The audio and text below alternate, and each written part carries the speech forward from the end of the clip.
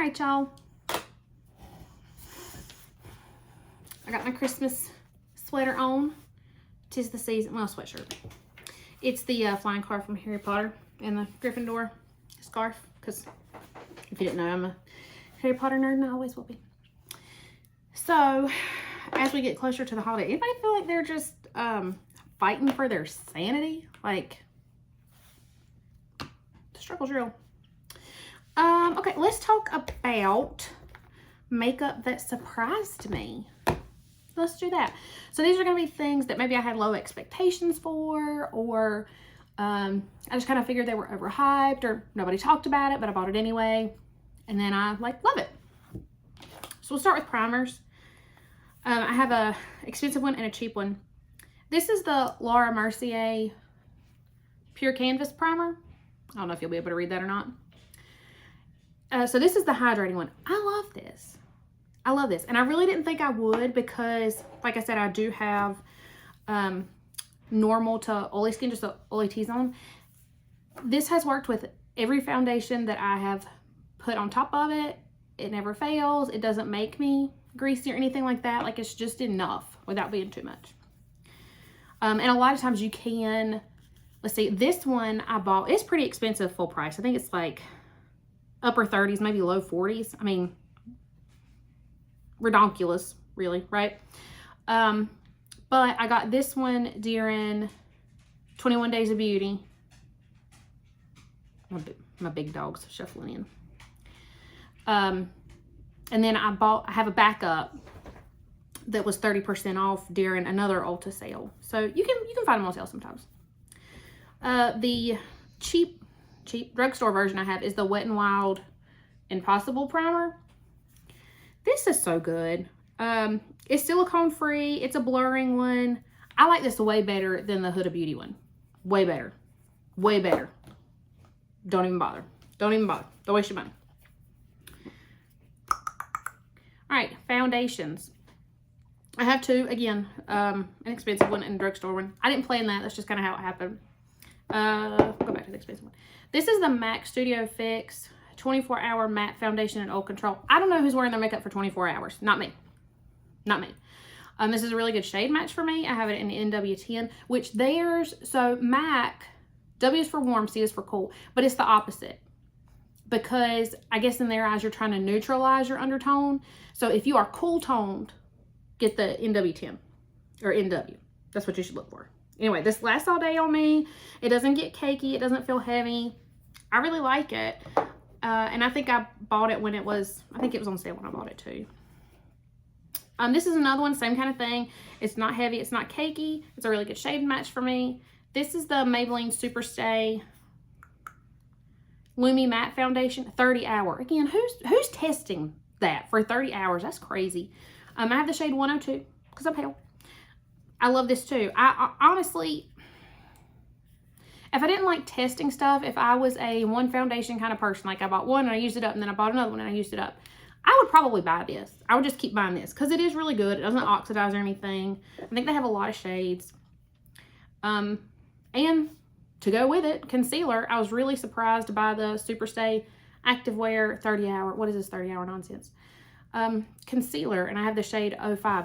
It's thin. It's very thin, but it covers really well and it doesn't feel heavy. Pretty much any concealer is going to settle under your eyes if you have fine lines, which are also known as wrinkles. If you don't set it, but it doesn't accentuate it more. It doesn't make it look any worse. So I'll say that. Bronzers. I have the Too Faced, what are you calling it? Melting Bronzing and Sculpting Stick. And I have mine in Milk Chocolate, which is the lighter shade. You can see, yeah, you can see how much I've already used of this because I love it. It smells like a Tootsie Roll. It goes on really smooth. Yeah, let me just watch that. It has a slightly cool undertone. It's not warm. It's like a neutral to cool, I would say. Blends like crazy. Goes over powder and under powder. I like it a little bit better under powder. But it's really good. And then again, here's a drugstore version. This is the Morphe Sudden Heat creamy bronzer stick, and I have mine in Flicker, which is either the lightest or the next to lightest shade. I'm surprised at this. It's maybe even slightly more creamy than the Too Faced one. It's a little more, it's a little warmer, but it's still not warm. I really like it. I've had low expectations, but I love it. This is an expensive powder bronzer. Nobody talks about this, and I don't know why. Maybe just because of the price or it's not hyped. I don't know. But this is the Lancome Skin Transforming Bronzer, and I have mine in 01 Fair. This is the lightest bronzer that I have, and it is one that you have to build up. It's really, I mean, it's light. You have to build it up. But if you're fair, and it's really more neutral, slightly cool toned than a lot of other things that I have. But I am already, it had an embossing on it. It's gone. I can kind of see the rings starting in there. So it's definitely a good one. If you want to buy an expensive bronzer, honestly, I would buy that. If there's a shade that works for you, I would buy that over the YSL or the Gucci that I have. Sorry about it. That's just my opinion. And it's probably a little bit cheaper. Oh, it's definitely cheaper than those are, because those are insane. Okay. I have one liquid blush. I got a sample of this, and I really didn't want to like the sample. And then I said I wasn't going to buy a full size until I ran out of the sample. But hi, I lied. This is the Hourglass Unreal Liquid Blush in the shade Scene. So I just popped the seal on it. I don't know. Oh, let's put that back on. I don't know if you're supposed to shake it. I don't know. It has the little button on the bottom. Oh, yeah, okay. Okay. I'll have to get used to the button. It's very liquidy, more liquidy than I was expecting, but I really like it. And I got it when, I kind of waited to see if Hourglass was going to have any good Black Friday sales. They don't. That was very disappointing. 20% off is the best you're going to get from Hourglass is what it seems like. And then you still have to pay for shipping unless you spend an ungodly amount. And like, you're already expensive, ho. Why can't you give me free shipping? Why can't you give me free shipping? So I ended up buying it when Sephora put out another 20% off coupon, which I think is still out. 20% off on everything, 30% off Sephora. Open to everybody. If you haven't seen it, go on their website or on that. I just went ahead and bought it. I have not tried to use it on top of powder, and I don't think I will, just because it's so liquidy. I just don't think it's going to work. This right here is probably my favorite blush of all time, and I'm not kidding. This is the MAC Glow Play blush. I don't know why that was hard to say. In Totally Synced. It's a cool toned pink with like a slight lilac to it that actually looks cool toned on your cheeks. And making sure I didn't have a weird smell. One of the other ones I had from them is beautiful. And this goes over powder really well. I've never tried to put it under because it goes over perfectly. That is one, if it goes bad, if I use it up, I will immediately repurchase. If I hear that they are discontinuing it, I will immediately repurchase. Something else that surprised me in blush formulas is these Unearthly Cosmetic blushes. So I have this one. I'm not going to swatch all these blushes because there's just a lot, but this is a single in Crush, and I guess I will do that one. They're smooth. They're so pretty. So pretty. This is the Deadly Cute blush palette. Just like that. I haven't tried. I might try to use that bottom one as a bronzer. I haven't tried to yet though. I may try to use, no, I can't use that as a bronzer. I tried. Surprisingly, I can't. And then this one in Faint Memory. Oh, I love these. Happy to have them. 10 out of 10 recommend. So this was the Incandescent glowing blush in Crush. This is the Deadly Cute blush quad. And this is the Gothic Romance blush palette. I think the Deadly Cute and this one, I think all those are still available. I'm pretty sure all those are still available. A setting spray that surprised me is the Tarte LifeLock Hydrating Setting Spray.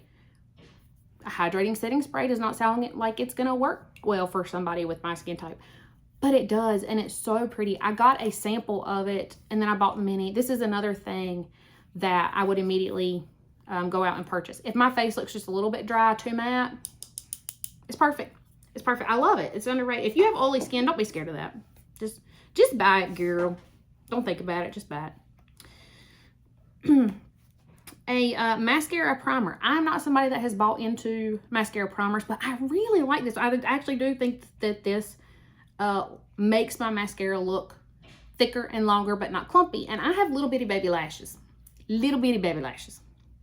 This is the Lancome CILS Booster XL Mascara Primer. It's white. That's what the one looks like. It doesn't look like it's going to do much, but it does. And I buy the minis. I buy mini mascaras because they last just as long. I'm not getting any more use out of the big one, so I'm not paying for it. This is the only eyebrow pencil that I use. I have tried the Benefit ones. I've tried Anastasia. I've tried ColourPop. I've tried Maybelline. Maybelline's fine. They're all fine. But so is this one. This is the Morphe Micro Brow Pencil. They have tons and tons and tons and tons of shades of these. When they're full price, they're $11. They're perfect. They're great. This is the shade Praline. I can't remember, can you see how fine it is? I go through a million of these. Every time I do an Ulta order, I just buy one or two or three because I love them. I love them. I literally have not bought any other brow products because I don't see the need to. Okay.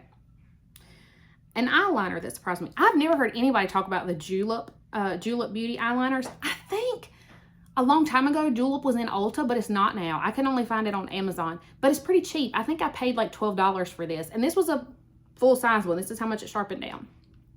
Does anybody remember a long time ago when Urban Decay did a Game of Thrones collab, and they had an eyeliner that was called Lannister Gold? It was beautiful. It was the best shade they ever had. They have nothing that compares to it. I've been looking for a dupe for it for 100 years because it's gone. It's gone forever. This, I can't tell you if it's an exact dupe because obviously I can't compare them side to side, but to me it is the same. And it lasts all day, just like the Urban Decay ones do. This is Gilded Gold. I love it. I use it on the lash line. I actually don't use eyeliner on the top because my eyelids are uneven, so it never looks even when I do it. And I don't use black eyeliner because my eyes are already dark and, again, kind of uneven. So I don't, I just don't think it looks good on me. I think it looks fantastic on other people. I just don't like it on myself. And I have that same, those Julep eyeliners in other shades too. That's just my favorite. And that was the first one that I bought. So a couple eyeshadow palettes.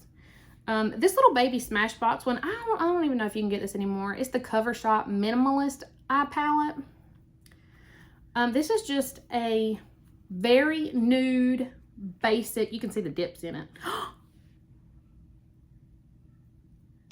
We've had a death in the family. Did y'all see that shade fall out?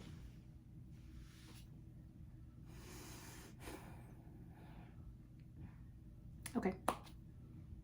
Well, yep. Okay. So I've had this for a while, so that's fair. I've traveled with this, so that's fair. I'm just surprised. Why that surprised me is I'm surprised how much use I got out of it. If I just need a quick blend-in shade, I'll whip that little thing out. It's perfect to travel with because it's tiny. I love it. This is another, I'll put these two together. These two ColourPop palettes. Again, surprised by how much I use these, how much I just gravitate towards these. This one is the That's Taupe palette, and you can see the dips in there. This is like if I'm in a hurry or I don't know what kind of shade to go with, I'll just pop that sucker out. Perfect. Same thing with this one. A lot of times if I'm doing a cool tone look, but I'm in a hurry, I will pop out the Stone Cold Fox. I know that That's Taupe palette is still available. I'm not sure about this one. But I remember buying this one, the Stone Cold Fox, because I was interested in the Natasha Nadona Natasha Denona Glam palette, and I didn't want to pay for it. Right? I mean, it's expensive. But somebody on YouTube, and I cannot remember who because it's been such a long time ago, said that this had a lot of the same shades. It had more shades. It was a lot cheaper, obviously. And I have not felt the need to buy that Natasha Denona one since I have that. I love it. I don't feel the need to. And this is the last thing I'm going to talk about. This is the Unearthly Cosmetics Gargle palette. So I pulled this one out specifically because I think this is the first Unearthly palette that I bought, and it kind of started my love for Unearthly palettes. I was genuinely surprised at how much I love the formula. They're expensive, I'm not going to lie to you. They're usually in the like $50, $60 range, but they're worth it in my opinion. So if you're thinking about one, I would do it. The shimmers never fail me. They're not like chunky glitter. They're not super textured. The mattes blend out really well. I love them. So yeah, that is makeup that surprised me. If anybody has any questions or wants to see more swatches or more videos like this, let me know. Like and subscribe if you want to. And yeah. Okay, bye.